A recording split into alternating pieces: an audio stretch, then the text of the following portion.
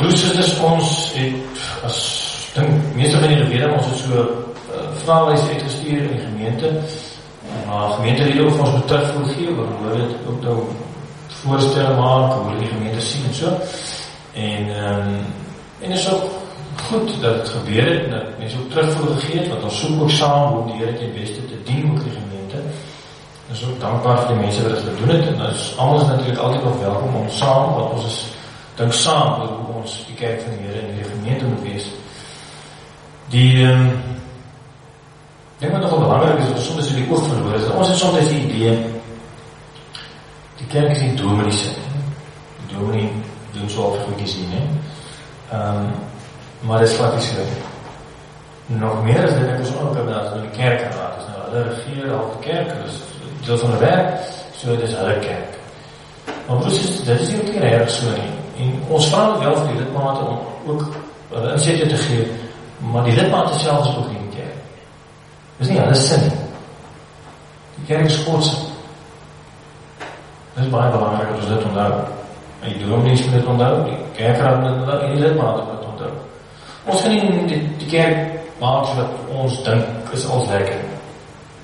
Nee, dit is Godse kerk. So die kerk moet wees, soos wat hy dit wil hê. En dan is van luister hoe hy wil hê die kerk moet wees nie. Want as ons eens begin om self met die kerk te speel, die kerk te bou en te maak. Ek weet nie, broers, is daar het ook 'n keer gevaarlike speletjie. En ek wil nou eintlik volgens die wys van hierdie gevaar in die wêreldse idee van kerk, wat eintlik maar baie ons idee is 'n kerk is net 'n kerk as daar skare is. Bigger is better. Dit is toch so, nie? Alles in die wêreld, as jy wil vooruitgaan, moet jy 'n skare mense hê wat jy volg. Dit is net hoe dit is. En daarom weet ons ook baie mega kerk, ek wil baie van die weet ook die kindertjies word so nie aangeraai met busse na die groot kerk hier in die Kaap. En hulle het iets om te bied hoor, hulle het soos in professionele bands, en het is net flip en awesome. 1000 activiteite, kindervriendelike, weet jy wat, so goed alles nie. En dit is toch indrukwekkend. Die probleem is net dat, soms is dit 'n bietjie dubbelsinnig. Jy besef nie, of mens kan nie mooi klinkie by die oor kry, maar soms voel dinge net so heeltemal so lekker. En baie keer is dit hierdie megakerke, baie van oor die wêreld ook, Amerika as gevolg van, is bemarking is belangrik. Jy moet goed kan bemark. Jy moet, dis natuurlijk die Here se werk so, maar jy moet die bemark dat die mense kom, nie? En iemand het nou ding geskryf daaroor, 'n sekere vroukie het die volgende geskryf oor hierdie bemarkingsbenadering vir die kerk. En dan doen jy niks, en as die werk jy, dan doen jy my iets anders. Want jy wil ons nou die markt tevrede stel. Goed, so sy sê die volgende: churches now do telemarketing surveys asking what would you like in a church. Okay. In effect, many churches are made to measure according to the greatest demand and not according to God's prescriptions. They even have surveys now asking the church members what kind of a message they would like to hear. This is standard operating procedure in the world of business marketing, where you find out what your potential customers want and give it to them. But it's totally inappropriate with regard to the kingdom of God, which is based on the will of our Father in heaven. En dan gaat hy nou voort, as hy sê, hoe hier van hierdie manne, reese show moet opsit, want as jy die mense kry, een groot spectacular show hê, en dan kom al, en dan is het fantastisch.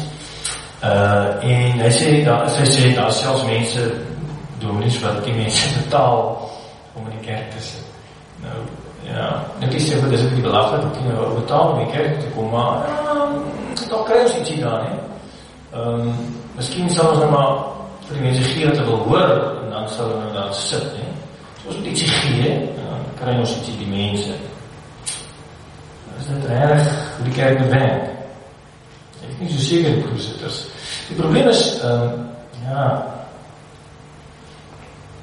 hierdie soort van kerk, benadering tot kerk wees, het so 'n bietjie van 'n franchise gevoel, nie? Dit is amper soos 'n fast food plek, wat hulle nou hier so plekkie, en dan moet hulle nou uitbrei, dan gaan hulle na die plek, en die plek, en die plek, en hulle moet die mense kry, want hulle mark dan nou die product, wat dan nou nie burger is miskien nie, maar die geloof dan nou, wat hulle sê, en dan moet ons nou die mense kry, sale vol kry, fantasties wees.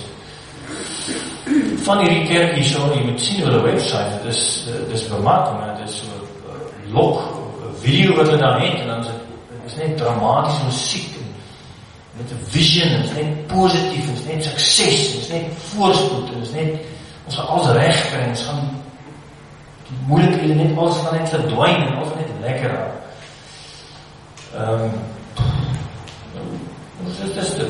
Maak ook, dit is spektakel, en so kan sê, wat daar geld baie keer in die plek, is dat hulle het ook soort triniteit, met 3-eenheid.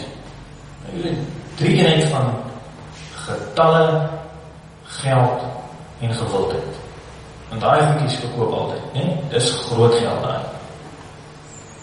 Nou goed, broers, nou kan ons natuurlijk hier sit en sê, ja, kyk net, daai kerk en so, maar dit is natuurlijk ook nie waar is, wat ons gereformeerde benadering is baie meer een sobereen, ons gaan nie rondval en spring en te kere gaan nie, ons gaan een bietjie spring, en ander het so niks vir daarmee nie, maar ons wil dus een bietjie sober wees, ons wil een bietjie wakker en nuchter wees, nie? Die duivel loop ons ook rond, nie? So ons wakker wees, en oplet, wat is ons bezig te doen? Ons nie net te kere gaan nie, ons moet kyk wat ons doen, maar die probleem is, ons het ons een bietjie gewoond geraak in die kerkstorie, so ons, soos ek my wel vorige keer gesê, die duivel trip ons lekker, die trip ons baie keer tot binnen in die kerkbank, dan sit jy daar, en denk jy man, die middagete soos ons nou laatst keer al gesê het, en luister me daar, die doen nie alles aframmel, en dan gaan ons maar huis doen, is net veel van die effect in die wereld, ons gaan nie net in die wereld, die verloren is, en help vir hulle, help hulle op, en soos vir die Here en vraag, nie?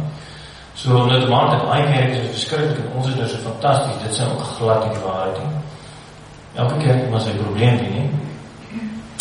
Maar goed, as ons nou verder kyk na ons kerk, en breë NG Kerk natuurlijk, dan sal mens kom sê, ons maak mooi geleide, nie? Breë NG Kerk sê, ons moet een missionale kerk, en groot woord, beteken een sendinggerichte kerk wees.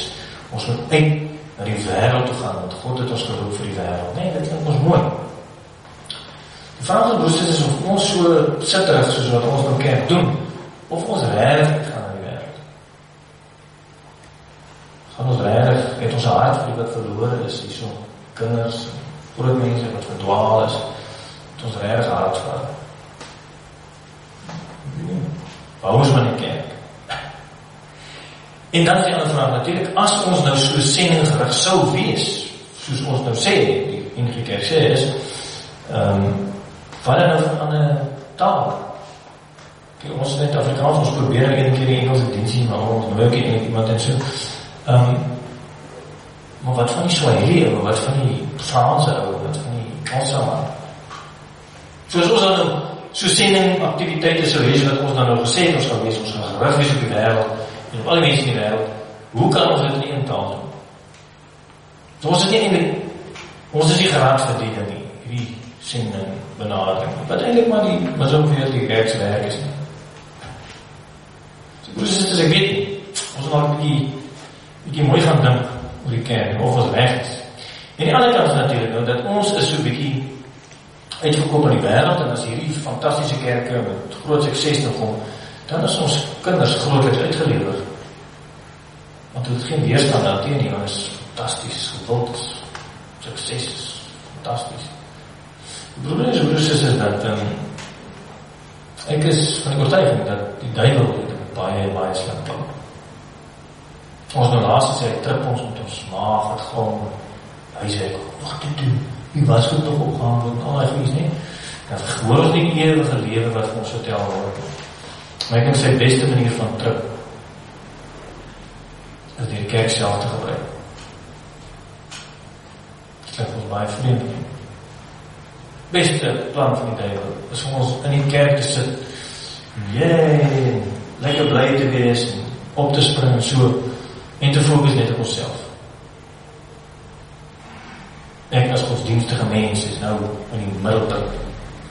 So, wat die beste manier wat die duivel vir ons kan kry is om Jesus op ons lippe te hê, maar ek in my hart. En die groot, fantastische show, popsterkerke, wel, kans is goed dat mens so kan wees. of ons kan hier sit, dis ook net ek en my hart. Nou broers en susters, as ons kyk na hierdie gedeelte, Johannes 6 het ons vir Jesus en 'n massa, 'n skare, 'n mega kerk. Dit is fantasties. Almal is daar. Jesus luister na hulle behoeftes, soos wat die bemarking, benadering ons nou sê. Jy moet luister wat hulle wil hê, dan moet jy dit gee. Wat wil hê, wat kos nie. Gee vir loops. Almal kry, almal eet hulle self trommeldip, lekker. Kerk is aan die gang. Maar natuurlijk wat nou moet gebeur is, dan moet nou strategisch beplan word. Ons moet 'n worship team kry, of strategies beplan, ons hierdie 5010 mense gaan organiseer, klein groepe bou, en allerlei planne wat ons gaan hê. Maar Jesus is nie dit, Jesus gaan op in die berg gaan heen. Wat is so'n bemarkingsveld toch is dit? Hier is ook 'n bietjie te ontspore. En hy gaan sommer weg, hy is weg. Oor die waters, hulle weet nie waar sy nie. So hy kan nou lekker geld gemaak het, so denk julle nie. Skare gehad, baie geld, baie gewildheid, baie getalle. Maar het hy? Nee. En dan volg hulle, dus oor kan die waters en so, en dan praat hy nog verder, en dan sê hy vir, maar julle nou julle behoefte die van die brood, maar ek geef vir daar, ek geef die ewige brood, die brood van die lewe is my lyf. Julle moet my lichaam eet en my bloed drink. Dit klink 'n bietjie erg. Wat is so stories dit nou? Wel, wat het basies beteken is, julle moet saam met my dood gaan. Want ons is een met hom. Dis hoe ons die ewige lewe het. Wat? Dis iets maklik, dat dit julle wat skrik, ek gaan sommer weg, ek gaan nie hier bly in die kerk, ek gaan hemel toe. En wat sê hy nog? Hy sê, hierdie kerk, of hierdie geloof waarvan ek praat, net God gee dit. Dis nie jy met jou, hoe vroom jy ook al voel, hoe verskrikkelijk godsdienstig jy ook al sing en tekeer gaan. Nie dit, net God red vir jou. Wat gebeur? Baie slegte bemarking, hierdie benadering werk nie goed, al die disciples loop, weg. Dus dit is 'n paar van die disciples bly in waar 12, hulle hou maar nog vast, nie? Wat hulle sê, waar is ons nou heen gaan, nie? En dan broers, dit is nogal vreemd, net so enkele hoofstukke later, kom Jesus daar in Jerusalem aan, en dan sien ons die skare dag weer op. Waarom daar op? Want Jesus so pas vir Lazarus is die dood het opgewek, nog wonders, fantastische, suksesvolle aktiviteite gedoen, nie? Dan volg hulle hom, dan lees ons in Johannes 12. Die volgende dag, die groot menigte mense, mega kerk, wat na die feest toe gekom het, gehoor het dat Jesus na Jerusalem toe kom. Hy het palmtakke gevat en hom tegemoet gegaan en uitgeroep, prys hom, loof hom wat in die naam van die Here kom en die koning van Israel. Dan het so 'n paar hoofstukkies later, het ons weer hierdie gehoor, dieselfde groot skare. Johannes 19 staan, dit was die voorbereiding vir die Paasfees, dit was omtrent 12:00 die middag. Hy sê te vir die Jode, hier is julle koning, dis nog Pilatus wat so sê, nie? Maar hulle skreeu, vat hom weg, kruisig hom. Dieselfde groep wat geskree het, loof hom, met 'n reuse gospelband in die agtergrond. Sê nou kruisig hom. En die hele megakerk loop leeg, en Jesus hang alleen in die kruis. Sy beste preek wat hy kon gee, toe die kerk leeg. Want as ons deel is van hom, dan as hy in die kruis, dan weet ons, dit is, neem jou kruis op, en volg my, jy moet doodgaan. Hoe bemark jy dit?